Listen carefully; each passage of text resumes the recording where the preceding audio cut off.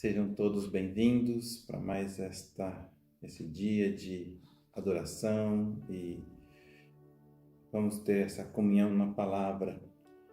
Nós vamos ler hoje a parábola do semeador, mas vamos compará-la com alguns outros conceitos, talvez um pouco inusitados. Em março de 2016 eu fiz uma pregação, uma mensagem para a igreja falando sobre 4 tipos de personalidades. Citando Platão, citando Galeno e outros filósofos modernos, fiz uma comparação aqui com a parábola do semeador. Esse paralelo, porque nós temos aqui 4 tipos de pessoas, E os platonistas, os filósofos, eles também dividem a sociedade em 4 tipos de pessoas. Aqui nós vamos ler Mateus capítulo 13, versículos do 3 em diante.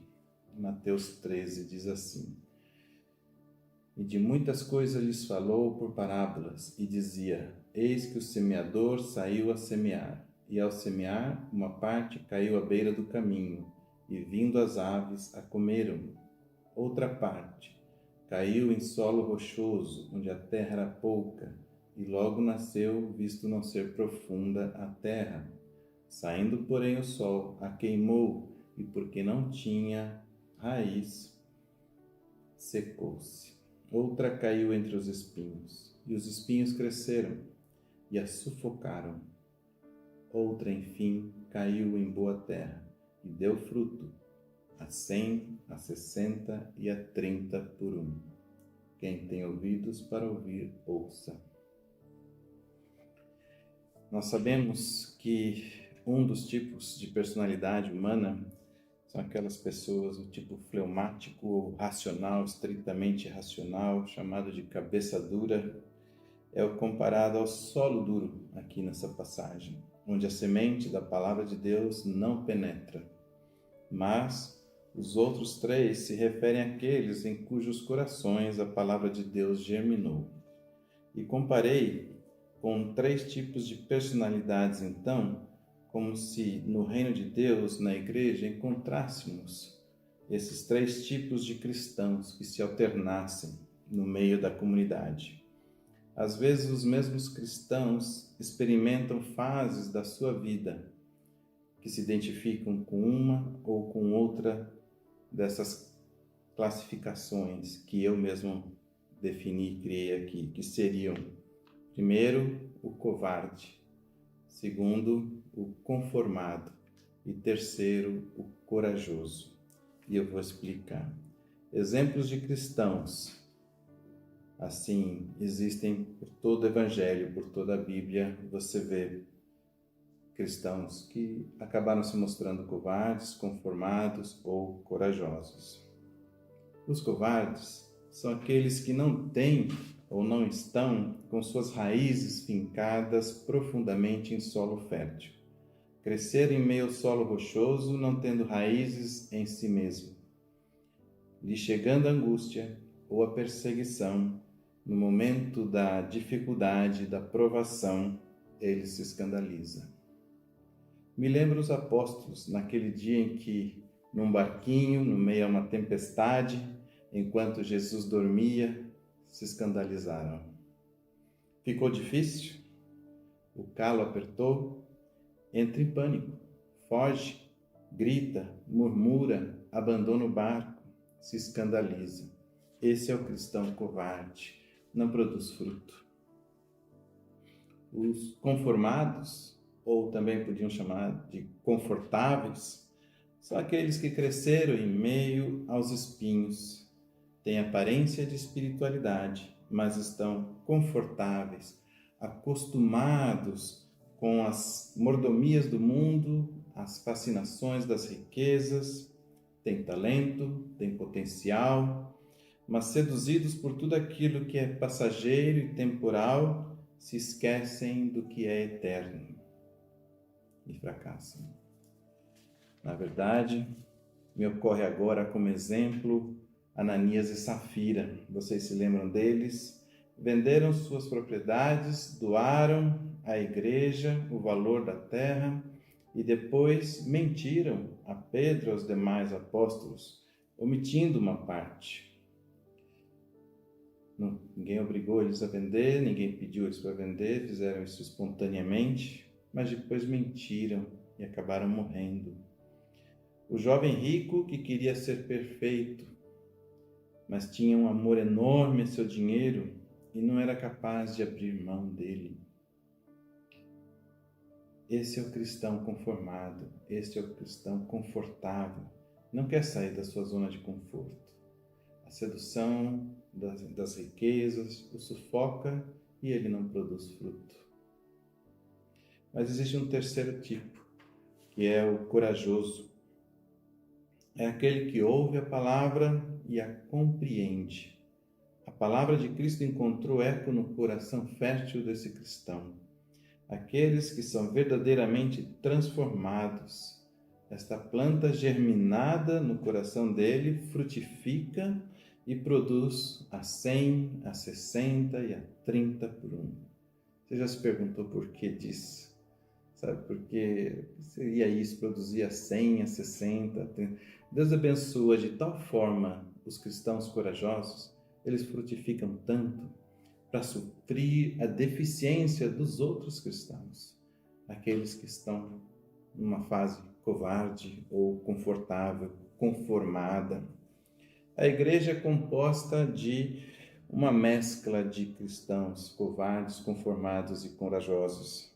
Uma vez que a nossa própria fé oscila, nós mesmos podemos alternar fases onde estamos mais covardes ou mais conformados, mornos até, ou fases em que estamos com a nossa fé elevada e nos tornamos cristãos corajosos. Quero ler o exemplo de cristãos corajosos para vocês. Quero ler o exemplo de Pedro e João, que está lá no livro de Atos, capítulo 4, no versículo 29. Atos 4, 29, a gente vê que Pedro e João foram presos por terem curado um coxo, uma pessoa paralítica que estava ali na porta do templo pedindo esmolas.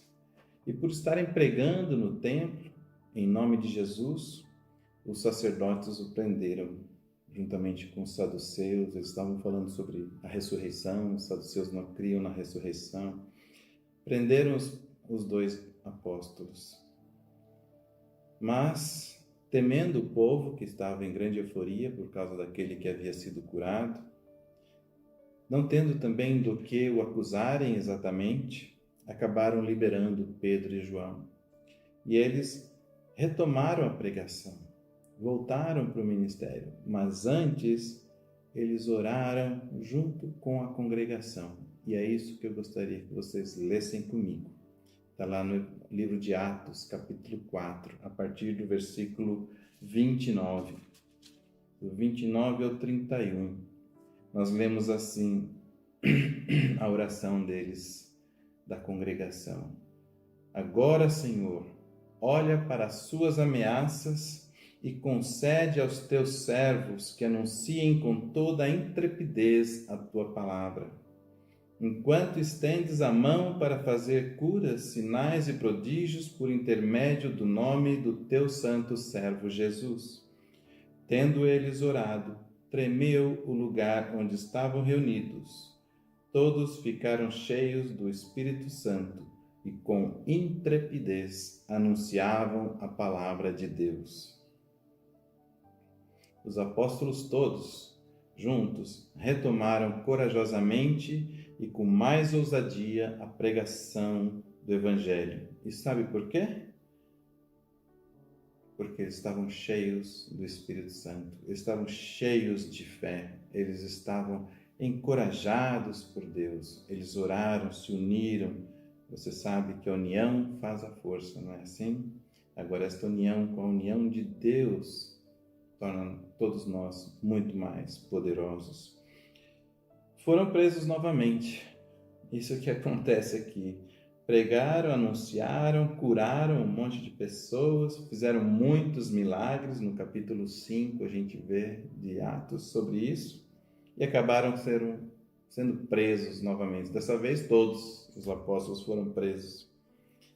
Só que dessa vez foram ameaçados, intimados a não pregarem no nome de Jesus, mas também foram açoitados, espancados. Além de presos, foram açoitados, chicoteados, para que não falassem no nome de Jesus. E o que eles fizeram? Eles, leia comigo, em Atos 5, capítulo 5, versículo 40. Chamando os apóstolos, açoitaram-nos e, ordenando-lhes que não falassem no nome de Jesus, os soltaram. Eles se retiraram do sinédrio, regozijando-se por terem sido considerados dignos de sofrer afrontas por este nome, o nome de Jesus. E todos os dias, no templo e de casa em casa, não cessavam de ensinar e de pregar Jesus, o Cristo. Esse foi o resultado. Os cristãos do primeiro século da igreja primitiva eram cristãos de coragem, na sua imensa maioria, de coragem, de ousadia, de intrepidez, e isso fez com que o evangelho chegasse até nós nos dias de hoje. Eles tinham intrepidez para anunciar a palavra, falar de Jesus para as pessoas, dar seu testemunho do Cristo ressurreto, as boas novas do Evangelho. As pessoas por aí estão sedentas para ouvir essas histórias e conhecer a salvação que há em Cristo. Eles também estavam com coragem para compartilhar tudo o que eles tinham. Isso exige coragem, acreditar que Deus provê tudo, mas é nossa responsabilidade acolher o necessitado e o aflito. É nossa responsabilidade socorrer aquele que precisa que alguém lhe estenda a mão. É responsabilidade da igreja e para isso é preciso coragem, acudir, repartir nossas bênçãos e os nossos bens. E eles tiveram coragem para servir confiantemente a causa do Evangelho. Confiando na graça, no poder e no amor de Deus, deixa eu te dizer, eles tiveram coragem para fazer tudo isso, fazer esta obra acontecer. E você vê que a igreja ia crescendo, e pessoas iam sendo acrescentadas. E 2000 anos depois, nós estamos na graça, graças à ação desses irmãos corajosos que ao longo desses 2000 anos têm feito a mesma coisa. Eu digo, é preciso coragem para ouvir o que a tua própria fé te diz. Nós precisamos de coragem para reconhecer o que a nossa fé nos diz para fazer. Coragem para agir conforme o Espírito Santo lhe tem chamado para fazer. Eu sei, tempos de pandemia aterrorizam, mas Jesus é conosco. Tempos de dor, desemprego, dificuldade estão se aproximando, um horizonte ameaçador. Mas quando Jesus foi ameaçado por Pilatos, pressionado, ele respondeu. Isso está lá em João 18:36. O meu reino não é deste mundo. Pilatos ali pressionando Jesus, você é rei, você quer ser rei? E Jesus diz, o meu reino não é deste mundo. O meu reino não é daqui. Precisamos ter essa coragem, precisamos carregar na mente esta certeza de que nós somos estrangeiros aqui neste mundo.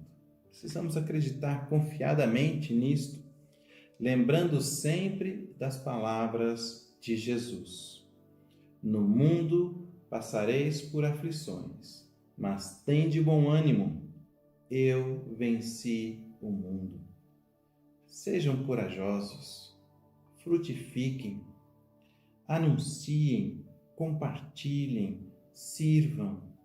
Essa coragem de anunciar a palavra, compartilhar tudo que você tem recebido de Deus, servir o propósito do Evangelho, isso exige coragem e é nossa responsabilidade agir assim, principalmente no meio de uma tempestade como essa que o planeta está vivendo. Nós temos que nos levantar e levar a palavra de esperança, a palavra de fé, o encorajamento. Não foque na tempestade. Desvie os olhos, tire os olhos da tempestade. Quando Pedro olhou para as ondas do mar, ele teve medo e afundou. Fixe seus olhos em Jesus. Nós vamos sair desta. Tenha uma semana abençoada. Que Deus lhe conceda uma semana muito abençoada em Jesus Cristo, nosso Senhor. Fique na paz.